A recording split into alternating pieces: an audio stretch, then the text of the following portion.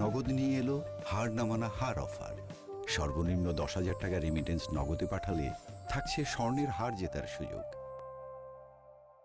ঈদের ছুটি ছেড়ে আবার কর্মস্থলে যাচ্ছি। কয়টা থেকে হেমায়তপুরে ভাড়া ছিল হইলো 250-300, এখন চাচ্ছে 500-550। হ্যাঁ, ঈদের ছুটি থেকে আমি যাবো ঢাকা। এই জায়গায় ভাড়া আসলে 100 টাকা, সেই জায়গায় ভাড়া নিতেছে এখন 400 টাকা করে। কড্ডার মোড় থেকে চান্দুরা নিতেছে 400 টাকা ভাড়া। আমি গাড়ি চালাই, ছুটি দিয়েছিলাম, এখন আজকে ছুটি শেষ, যাবো কোনাবাড়ি।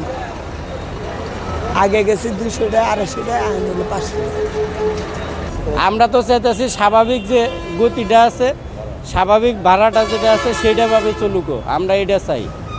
আমরা তো এই যে বাড়তি ভাড়া, তো এটা আমাদের কোনো প্রয়োজন নাই, আমাদের উপরে জুলুম করা হইতেছে এটা।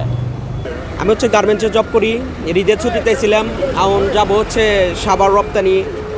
ভাড়া মূলত ভাড়া 200 টাকা, কিন্তু আজকে ভাড়া চাইতেছে 600-700 টাকা।